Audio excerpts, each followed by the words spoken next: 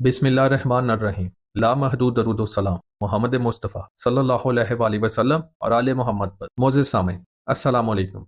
आज इस वीडियो में हम आपको बताएंगे कि हज़रत आदम अलैहिस्सलाम ने हम बिस्तरी का तरीका कहाँ से सीखा। हम बिस्तरी के बाद हज़रत हवा ने हज़रत आदम से किस चीज़ की ख्वाहिश की, हज़रत आदम और हज़रत हवा अलैहिस्सलाम की कितनी औलादें थीं और हज़रत हवा अलैहिस्सलाम का नाम हवा क्यों रखा गया। तो आइए इस वीडियो में जानते हैं।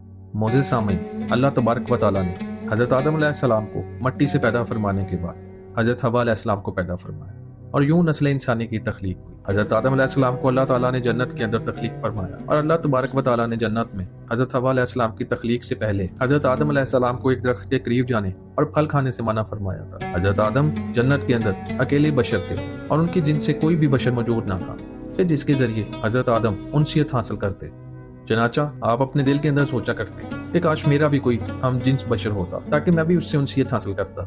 और अल्लाह तबारक व तआला खूब जानते थे जो हज़रत आदम अलैहिस्सलाम के दिल के अंदर चल रहा था। एक दिन हज़रत आदम अलैहिस्सलाम सो रहे थे तो अल्लाह ताला उनके जिस्म की बाईं पसली से हज़रत हवा अलैहिस्सलाम को पैदा फरमाया ताकि आप हज़रत हवा अलैहिस्सलाम से उनसियत हासिल कर सकें। चनाचा जब हज़रत आदम अलैहिस्सलाम बेदार हुए तो आपने हज़रत हवा अलैहिस्सलाम को अपने सामने देखा तो आपने हैरान होकर उनसे सवाल किया कि तुम कौन हो। तो उन्होंने जवाब दिया कि मैं औरत हूँ। तो फिर हज़रत आदम अलैहिस्सलाम ने पूछा कि अल्लाह ताला ने तुझे क्यों पैदा फरमाया है। तो उन्होंने जवाब दिया कि अल्लाह ताला ने मुझे आपकी तस्कीन के लिए पैदा फरमाया है ताकि आप मेरे कुर्ब से सुकून हासिल कर सकें। मोअज़्ज़िज़ सामीन, बाज़ रवायत के अंदर इस वाक़े को इस तरह से जिक्र किया गया कि हज़रत आदम अलैहिस्सलाम जब जन्नत के अंदर रहते थे तो उनका कोई मोनस व गमख्वार नहीं था। जन्नत में आप अकेले इंसान मौजूद थे। चनाचा आपके दिल के अंदर ये ख्याल आता कि काश मेरे जैसा कोई और भी होता जिसके कुर्ब से मैं तस्कीन हासिल करता। तो अल्लाह तबारक व तआला ने हज़रत आदम अलैहिस्सलाम पर नींद का गलबा फरमाया और ये पहली नींद थी जो कि बनी आदम पर तारी हुई। चनाचा इसी नींद के अंदर अल्लाह ताला ने हज़रत हव्वा को हज़रत आदम अलैहिस्सलाम की बाईं पसली से पैदा फरमाया और जब हज़रत आदम अलैहिस्सलाम बेदार हुए तो आपने अपने सामने एक ऐसी बशर औरत को देखा जो कि आपसे बहुत ज्यादा मुशाहबत रखती थी और बहुत ज्यादा हसीन और जमील थी। चनाचा हज़रत आदम ने जैसे ही हज़रत हवा अलैहिस्सलाम को देखा तो आप सब कुछ जान गए कि ये क्यों और किस वजह से पैदा हुई हैं और इनका नाम क्या है, क्योंकि अल्लाह ताला ने आपको पहले ही तमाम चीज़ों का इल्म सिखा दिया था। फिर इसके बाद फरिश्ते हज़रत आदम अलैहिस्सलाम के इल्म का इम्तिहान लेने के लिए उनके पास आए और हज़रत आदम अलैहिस्सलाम को सलाम करने के बाद फरिश्तों ने हज़रत आदम से पूछा कि ये सामने तुम्हारे जो मखलूक मौजूद है ये क्या चीज़ है।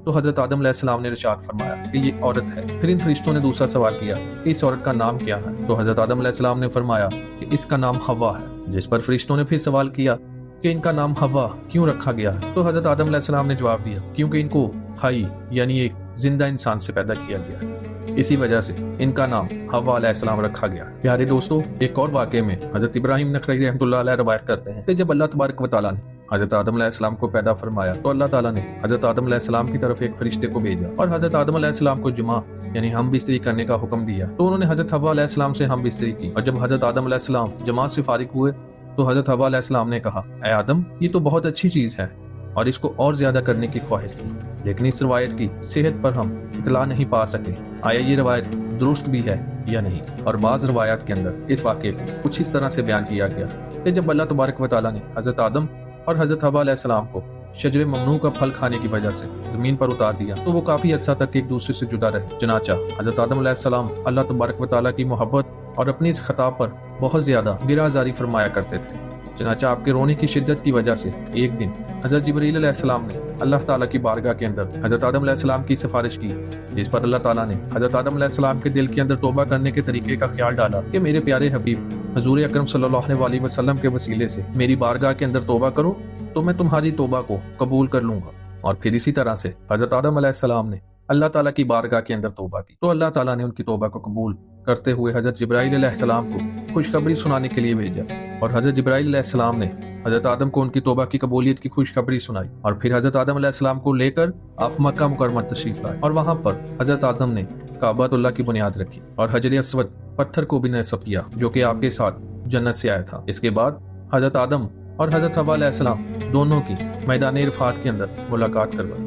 चनाचा अरसा दराज की दूरी और वक्त के तगयरात की वजह से दोनों के अंदर काफी तब्दीलियां आ चुकी थी। इसी वजह से दोनों एक दूसरे को ना पहचान सके, जिस पर हज़रत जिब्राईल अलैहिस्सलाम ने तारुफ का काम करवाया और दोनों को एक दूसरे से तारुफ करवा दिया। अब फिर हज़रत आदम और हज़रत हवा अलैहिस्सलाम इकट्ठे रहने लगे, लेकिन चूंकि हज़रत आदम अलैहिस्सलाम को जन्नत के अंदर हज़रत हवा अलैहिस्सलाम से قربت کرنے سے منع کر دیا گیا تھا اور نہ ہی کسی قسم کے توالد و تناسل کا سلسلہ شروع ہوا تھا، اس لیے حضرت آدم اور حضرت حوا علیہ السلام علیحدہ علیحدہ سویا کرتے تھے۔ اور پھر ایک مرتبہ اللہ تعالیٰ نے حضرت جبرائیل علیہ السلام کو حکم دیا کہ جاؤ اور حضرت آدم علیہ السلام کو حکم دو کہ وہ حضرت حوا علیہ السلام سے جمع کریں اور ان کو آداب مباشرت بھی سکھاؤ۔ چنانچہ حضرت جبرائیل علیہ السلام حضرت آدم کے پاس آئے اور ان کو اپنی بیوی حضرت حوا علیہ السلام کے قریب ہونے کا حکم دیا اور ان کو آداب مباشرت بھی سکھائے اور انہیں اس بات کا حکم دیا کہ یہاں سے اٹھ کر حضرت حوا علیہ السلام کے پاس جا کر لیٹے۔